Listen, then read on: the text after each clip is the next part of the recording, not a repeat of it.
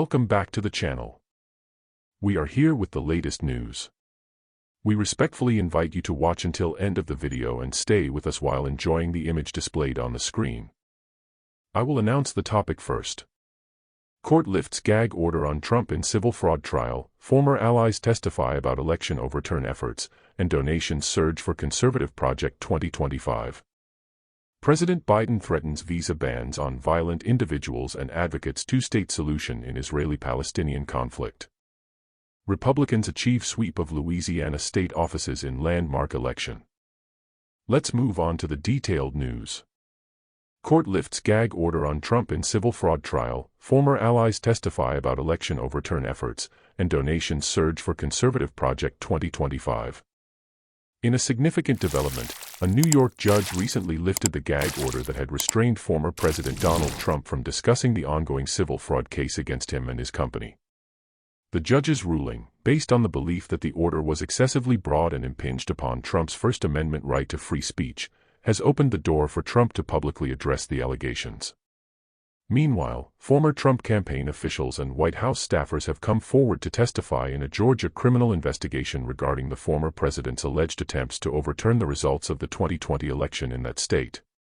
These witnesses have claimed that Trump exerted pressure on them to explore avenues for reversing his defeat, including disseminating false claims about widespread voter fraud. Their testimonies shed new light on the extent of Trump's involvement in such endeavors. In the ongoing civil fraud trial, Donald Trump Jr., the son of the former president, took the stand to defend his father and the Trump Organization.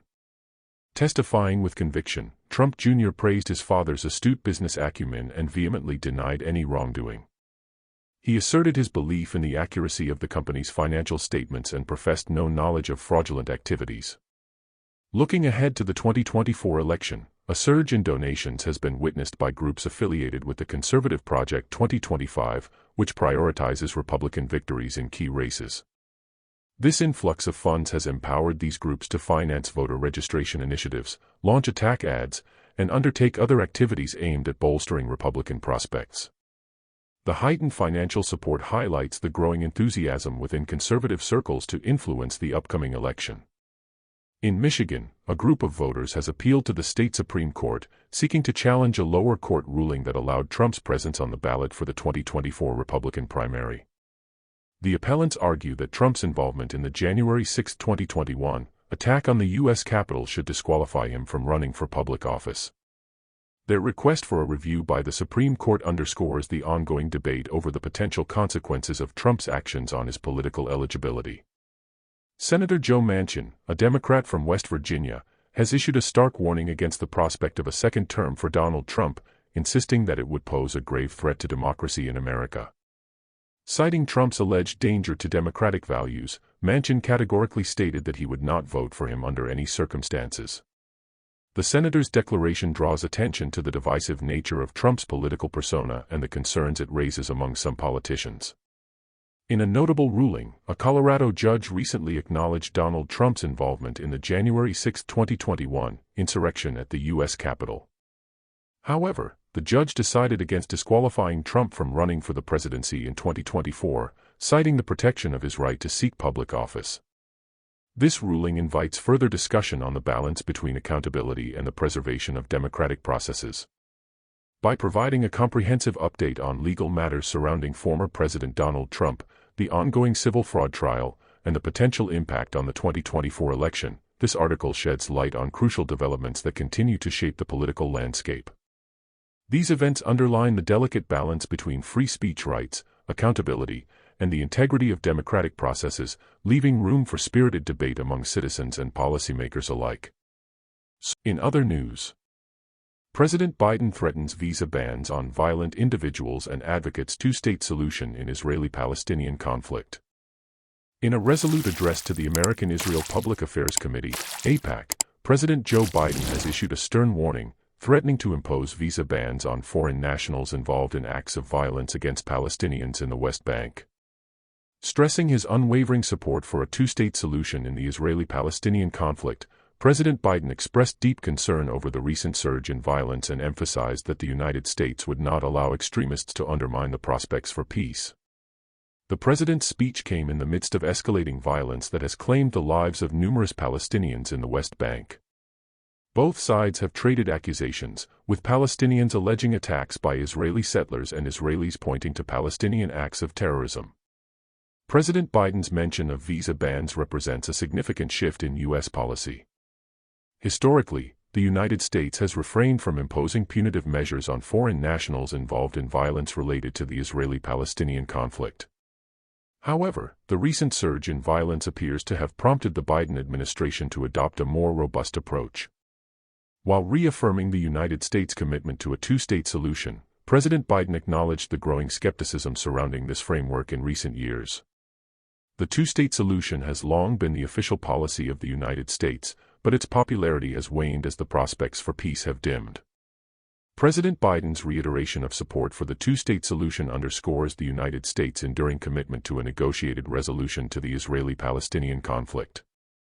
However, the entrenched positions of both sides present significant challenges, and the path to progress remains uncertain. As the United States takes a stronger stance against violence and renews its commitment to a two-state solution, the international community watches closely.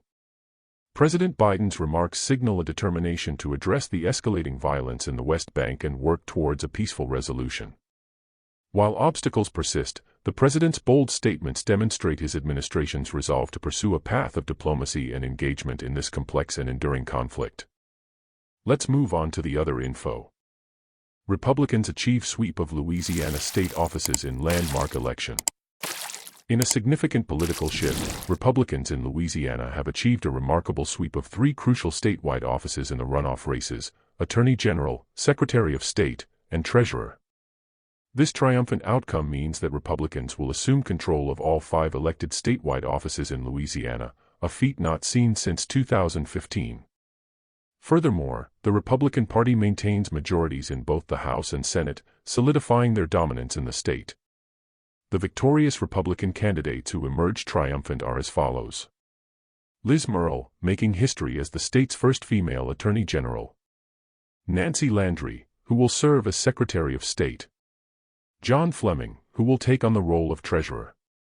Several factors have been attributed to the Republican sweep, including a lower turnout among Democratic voters, the endorsement of former President Donald Trump for the Republican candidates, and a favorable political climate for Republicans on a national scale. The outcome of this election is anticipated to have a profound impact on Louisiana's political landscape. With Republicans now in control of all statewide offices, the party will wield increased power to shape the state's agenda and implement its policies. Here are additional details about the individual races. Attorney General, Liz Murrill secured a decisive victory, surpassing her opponent Lindsey Cheek with a margin of 58% to 42%. Secretary of State, Nancy Landry emerged victorious, outpacing her opponent Keith Redmond with a margin of 56% to 44%. Treasurer, John Fleming secured a significant win, prevailing over his opponent Derek Edwards with a margin of 57% to 43%. The Republican sweep in Louisiana represents a noteworthy development in the state's political landscape and is poised to have far-reaching implications for its future. With Republicans now in full control of statewide offices, the party's agenda and policies are expected to shape the trajectory of Louisiana politics. This political shift will undoubtedly captivate attention as the state enters a new era of governance and sets the stage for potential transformations in the coming years.